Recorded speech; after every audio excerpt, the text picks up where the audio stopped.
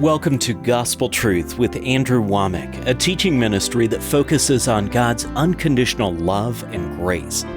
It's about the purpose of God in my life, in everybody else's life, is in us, through us. You know what, little me, I can go out and do big things for God.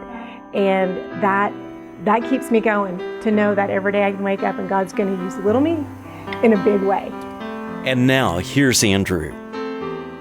Welcome to our Friday's broadcast of the Gospel Truth.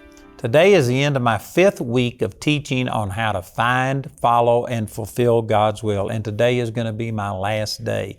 I actually could extend this multiple weeks more, but I just have chosen to go on. We've got some other things we want to share, but today will be my last day to offer you this book on how to find, follow, and fulfill God's will. I tell you, this is powerful. It's been a great series. I've got study guides, one on how to find God's will, another one on how to follow, another one on how to fulfill. And then we've got CDs, DVDs. We've got 3 different sets here that we're offering. We got a lot of material, and we're offering this free little booklet.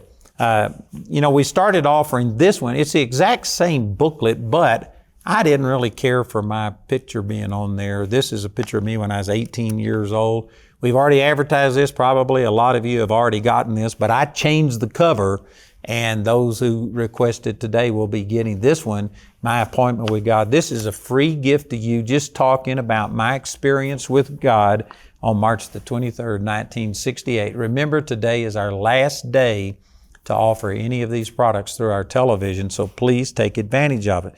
And I've been teaching out of Romans chapter 1, verse 21. I haven't got time to go back through all of this. I do have a teaching entitled The 4 Keys to Staying Full of God that will amplify on this. It's about 6 hours worth of teaching on what I've covered in just maybe an hour's worth of time here. But I've talked about in Romans 1:21 that you have to glorify God. That talks about place the proper value on Him, and also to glorify means to magnify. The exact same word that was translated glorify in Romans 1:21 was translated magnify in Romans 11:13. So to glorify God means to magnify God. And how do you do that? Psalms chapter 69 verse 30 says, I will magnify Him with thanksgiving. Thanksgiving is the second thing listed in Romans 1:21, and thanksgiving makes you focus on the good things instead of the bad things. Each one of us have bad things happen in our life, and there's bad things. If you aren't experiencing any bad things personally, you don't have to look very far to experience bad things. It's just, we live in a fallen world, and there's terrible things going on.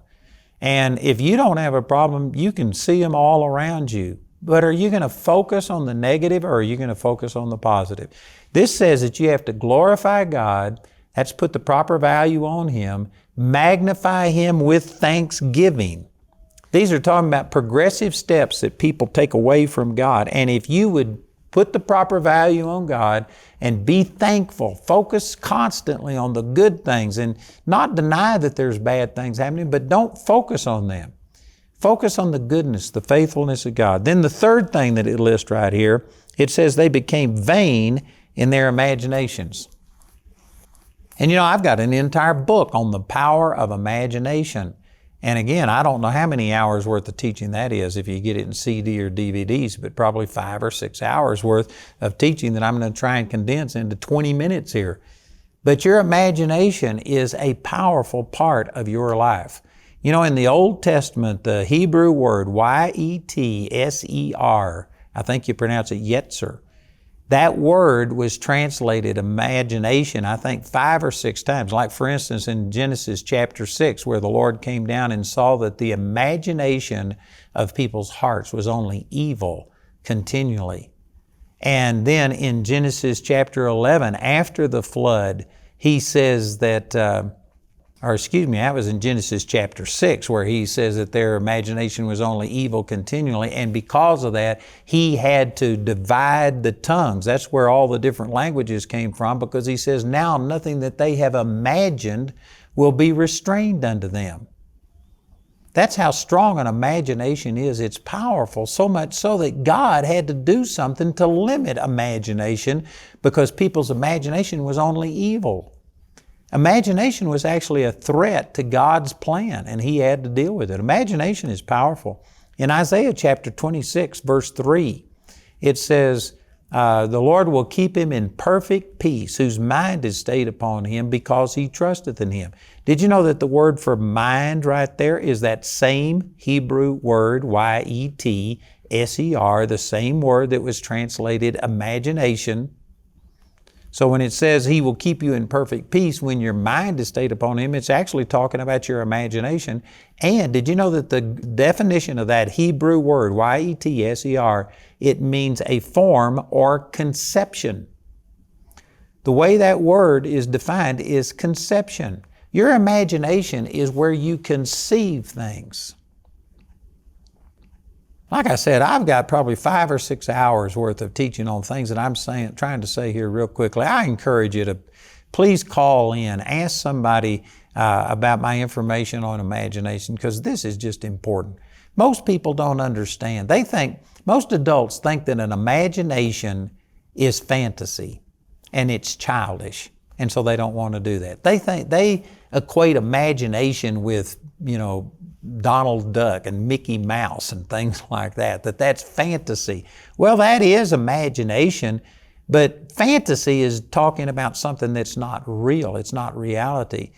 Your imagination, the positive use of your imagination, you use it all of the time. You can't function without an imagination. Did you know that when you remember anything, if you remember how to get home, did you know you can't get home without an imagination? You have to remember how to get there. If I was asking directions, how do you get to the airport? You would tell me that you go out and you turn here, and then you'd look and you'd say it's 1, 2, 3 lights or whatever. You're counting them, and yet you aren't looking at them. You can't see it, but you can see it in your mind. That's your imagination. Your imagination, when it's talking about in a way that's not talking about fantasy, when you're talking about something that's reality, it's just your ability to see something that's not right in front of you, but you've got it in your mind's eye. If I was to ask you, how many doors do you have in your house? Did you know every one of you could tell me? You may not have the number right here on the top of your head, but you could count them. You could look at them. If I say, all right, how many doors do you have in your bedroom? Now, some of you only have one door in your bedroom, but like in my bedroom, I've got the door that comes from the main part of the house. We've got a deck out on our bedroom, so that's 2, and then we've got a door that leads into our bathroom. So I've got 3 doors in my bedroom. I can count them. I could actually count all of the doors in my house if I just sat down and took the time. Not because I've ever figured this out and got those numbers written down. It's because I can see them. That's your imagination. You can't function without an imagination. And your imagination functions constantly, but if you aren't glorifying God, putting the proper value on God, and magnifying Him with thanksgiving, the third thing in this list is it says their imagination became vain. That didn't mean that it didn't work. It does work. It just works against you instead of for you. If you don't, on purpose, deliberately, consciously try and use your imagination to see godly things instead of ungodly things, if it's not a deliberate attempt, and if you aren't glorifying God and thanking Him, then your imagination just becomes vain. It still works, but it works against you. And when the doctor says you're going to die, all of a sudden, instantly, you can see yourself dying. You remember somebody else who had the same thing that the doctor told you you just had, and you can see, you have this vivid image of what it was like to see them waste away and go through pain in their body, just, all of these terrible things. You have that image, and all of a sudden you start seeing that. That's your imagination. You sit there and you think about, what's my funeral going to be like? And you plan out your funeral. That's your imagination. And your imagination, if you don't glorify God and if you aren't thankful, then your imagination becomes vain. It begins to work against you. And as a man thinks in his heart, so is he. Proverbs 23:7. And that's specifically talking about your imagination. Again, go back to Isaiah chapter 26, verse 3. The Lord will keep him in perfect peace, whose mind is stayed upon him. And that word mind is Y-E-T-S-E-R. It's translated conception. It was translated imagination a number of times. Your imagination is where you conceive things. And if you aren't glorifying God and being thankful unto God, your imagination will just start conceiving negative things. It will see you failing. Many people have had, well, let me rephrase that. Every one of us have had negative things happen to us. And you've had people speak curses over you. You may not call it that. They may not have used witchcraft and have taken a doll and put pins in it, but they've spoken negative things about you that form images in your imagination. And it becomes like a limit, a ceiling on what you can do. You know, my mother, she was a school teacher, and my brother, he's 4.5 years older than me, and he's got an IQ that's right up there with Einstein's IQ. I'm not sure exactly what it is, but I remember my mother talking, you know, because she was a school teacher, she saw these tests that we took, and she had information. Most of the kids didn't know what their IQ came out to and stuff, but my mother knew, and so she was talking about my brother and saying his IQ was up there with Einstein. And so I said, so what's my IQ? And she says, you're just 2 points above an idiot. And did you know, that was when I was, I don't know, in 6th grade or maybe junior high or something. I thought my entire life I was just 2 points above an idiot. And not long before my mother died, this would have been in 1990 something, I was sitting around and I just happened to mention that. And she says, that's not true. And I said, that's what you told me when I was in grade school. And she says, I must have been kidding with you. She says, that wasn't true. But my whole life, I grew up thinking I was 2 points above an idiot. Now, praise God, it didn't devastate me like it does some people, but I always grew up thinking that. I've got a friend, Don Crow, who his dad was just a mean man. I met him. I knew his dad. And his dad actually wound up committing suicide and wrote a suicide note that blamed Don and his siblings and his wife for everything and tried to hurt people even as he died. He was just a mean man. And he browbeat Don. And they had a bunch of old cars on their property. They were always working on this. He would make Don work with him. And he would just berate Don. And I remember him telling Don, he says, you're so stupid, you can't put a nut on a bolt without cross-threading it. And did you know 20, 30 years later, when Don and I were together in Childress, Texas, and he was my associate pastor, he had freedom in just a lot of areas. But that was one area that when I worked on a car with him, I'd literally see Don shake. He was so nervous, afraid he would cross-thread a nut on a bolt. And I'd see him put it on and it was okay, but he was thinking maybe I did it wrong. He'd take it off and he'd put it back on enough times until eventually he would cross-thread that nut on a bolt every time. And it was because he was curt. And it formed an image. That's your imagination. And you see yourself and it becomes a self-fulfilling prophecy. I was able to basically discount, you know, what my mother said, I guess in jest. Either I didn't take it seriously enough or whatever, and it wasn't a major factor in my life. But with Don, 20 years later, here he was shaking, trying to put a nut on a bolt because of the curse, the negative things that were spoken over him.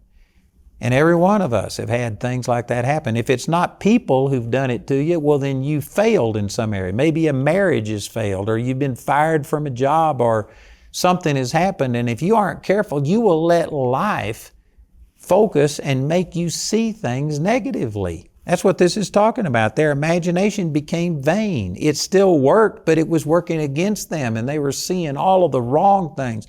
They were imagining only failure and evil instead of godly things.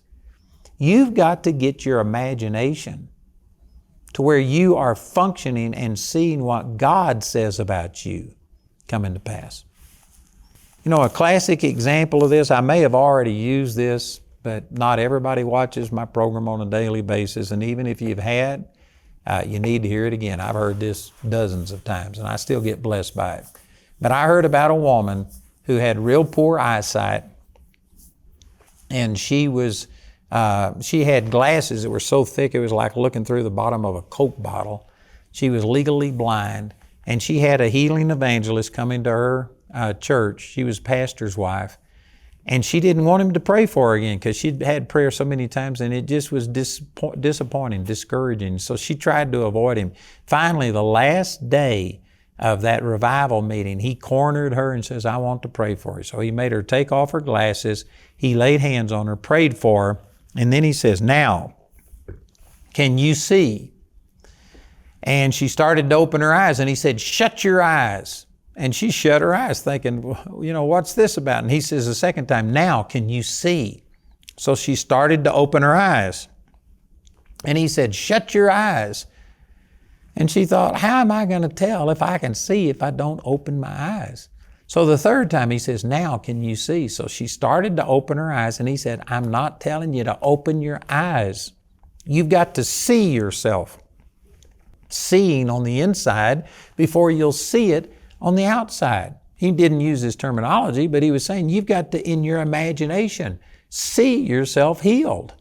She finally understood what he was talking about, and so she just kept her eyes closed, and she prayed in tongues, and finally she says, I can see myself seeing. And he said, now open your eyes. And she opened her eyes, and her eyes were healed. See, there's a lot of people that pray for healing. They know that the Bible promises it. They believe other people's testimony. And so out of desperation they pray, but they've never seen themselves healed. They see themselves sick. They dream sick. They think sick. They plan sick. And yet they pray for healing. As a man thinks in his heart, I could venture to say that that's talking about in your imagination. That's the way it's going to be. You need to take the Word of God and let it paint a picture on the inside of you of success. You know, when I built this building down in Colorado Springs, that we bought the building for $3.2 million, but then we had a $3.2 million renovation. And the Lord told me to do this renovation debt-free. And there was just no way in the natural realm to do this. We had to stop construction because I didn't have any money. So what I did, I had my contractor put duct tape on the floor where every wall, every door was. And I would spend hours, hundreds of hours walking that place. And in my mind's eye, I'd never step over a tape where there was a wall. I'd go to the door and I'd imagine I was opening the door. I know some of you think, well, you're crazy. That's weird. I was making my imagination work. I was seeing this. I was conceiving it. Remember going back to that word Y-E-T-S-E-R that was translated mind and imagination? That word literally means conception. I was conceiving this miracle. And did you know in just 14 months, we had $3.2 million extra come in, and we moved into that building debt-free because I quickened my imagination. I began to glorify the Word that I had from God. God had spoken to me and told me that I was going to build this building debt-free, and so I was imagining it coming to pass. And that's what I was doing in my imagination. That's conceiving. That's conception. You know, I'm not going to explain these things on television, but hopefully you understand how children come. They don't come by the stork. You don't get pregnant drinking the water after somebody else who's already pregnant. You don't just stand next to a man and get pregnant. There has to be this conception process. Your imagination is your spiritual womb. It's where you conceive things. And if you can't see it on the inside, you can't see it on the outside.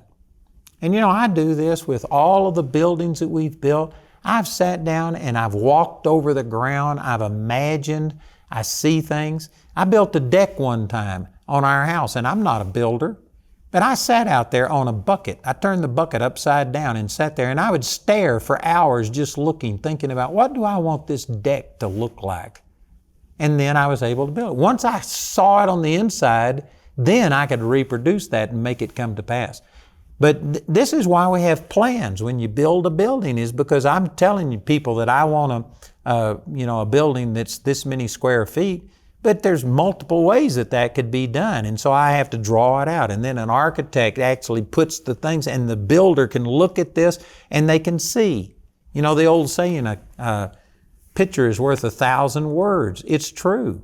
If you're reading instructions, they'll say connect A and B, and you think, where's A and what's B? You look on the drawing and you can see, and then it helps you to understand. Your imagination is how you function. And sad to say, most people's imagination is only functioning against them instead of for them. You're seeing failure because of past experiences, past curses that were placed upon you. And you got to get beyond that. How do you do that? You glorify God, put the proper value on His Word and what He said to you. You thank God. You magnify Him with thanksgiving. And if you'll do those two things, your imagination will start being productive, constructive instead of destructive. The next thing it mentions is, it says their foolish heart was darkened. If you will glorify God, be thankful, use your imagination in a positive way, then instead of your heart being darkened, it'll be enlightened. You'll begin to understand. Things will work for you. I'm telling you, this is powerful, what I'm sharing. All of this is about how do you fulfill God's will. You can't fulfill God's will. You can start in that direction, but you're going to have a wreck somewhere along the way unless you put the proper value on God's Word and what He said to you, unless you are a thankful person who constantly rehearse your victories and the faithfulness that God is, how faithful God has been to you in your life. And then if you'll do those things, your imagination will start conceiving godly things instead of ungodly things, and it will just bring light into your heart. You'll begin to have a sensitive, soft heart towards God. Things will begin to work for you. I'll tell you what I'm sharing with you, this is so powerful. And many people just don't understand these things. It's not hard, but it does take effort. It's actually simple, but the hardest thing you will ever do is to value God when you've got all of these other voices speaking and vying for your attention and trying to get you to put value on what they say. And so it's not hard, but it takes effort. And then to be thankful in the midst of a generation that is unthankful. The Lord even listed that in 2 Timothy chapter 3, signs of the end time. They will be unthankful and unholy. We live in a day where people are not thankful. They are not grateful for this nation and the godly things that have happened. They're going back and focusing on every negative thing that they can find and amplifying those things. Man, we need to be just the opposite. We need to be thankful. And do that, your imagination will start working for you instead of against you. Your heart will become sensitive to God. And I guarantee you, you will fulfill God's will for your life. So let me remind you that today is my last day to be offering this book entitled How to Find, Follow, and Fulfill God's Will. I not only have it in this book form, but I have study guides that take each one of these topics and amplify it. 3 different study guides. And then I've got CDs that were taken from a meeting. I've got DVDs that were taken from a live meeting. And then I've got another set 3 DVDs that were taken from our television program. Plus, we're giving away this free little booklet entitled My Appointment with God, about my experience I had with the Lord March the 23rd, 1968. Remember, today's our last day to make any of these materials available to you, so I encourage you to listen to our announcer. Please go to the effort of going to our website or calling us to receive these materials. I promise you they'll be a blessing to you. Today, Andrew's offering his brand new booklet, My Appointment with God, as his gift to you, absolutely free. This is his personal life-changing story arising from a divine encounter on March 23, 1968. This offer is limited to 1 free booklet per household and is available in the US, UK, Canada, and Australia. Go to awmi.net to order your free booklet today. Andrew's teaching titled How to Find, Follow, and Fulfill God's Will is available in a book for a gift of any amount. The full series is available in 3 individual teachings: how to find God's will, how to follow God's will, and how to fulfill God's will. Each series is available in a DVD album made from our daily television broadcast, or in a CD or DVD album recorded live at a ministry event.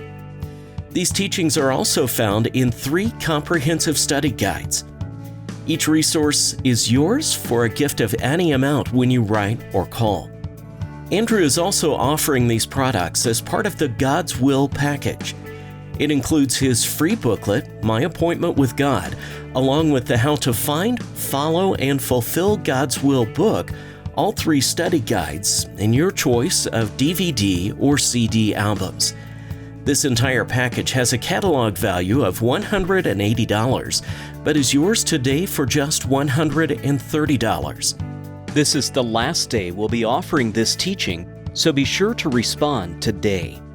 You can order resources through our website at awmi.net. You can also order resources or receive prayer by calling our helpline at 719-635-1111. We appreciate your generosity and hope to hear from you today. Did you know that we have over 200,000 hours of free material on our website?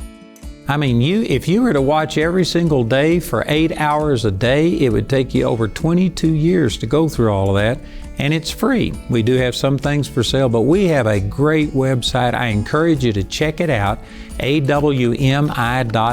We've got television programs, radio programs, we've got videos, we've got teaching, we've got books on there, just all kinds of things. Check it out, awmi.net.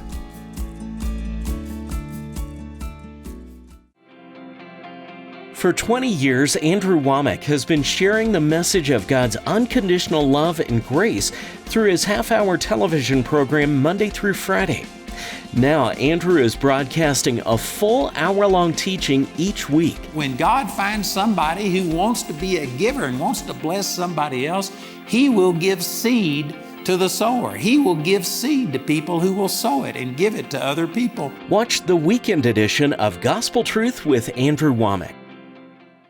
God's Word will paint a picture on the inside of you of who you are and what you have. The message, I know how it's transformed my life, and I just want to participate. It seemed like all roads led back to Andrew Wommack and Charis Bible College. But I just believe that God's raising up, and He's raised up Andrew to stir the hearts of people. Being in the atmosphere of faith that we're in is just life-changing. Andrew's ministry has a way of changing lives in ways that people never imagined.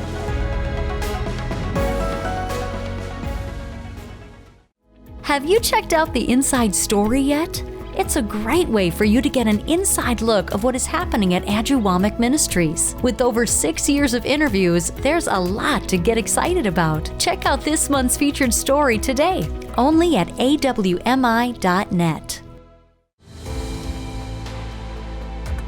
I'd like to encourage you to join me next week on my program, because I'm going to be teaching one of the courses from our Charis Bible College, the one on the basics of righteousness, and we've got a free giveaway for you on this course. It'll be a blessing, so don't miss it next week on our Gospel Truth broadcast.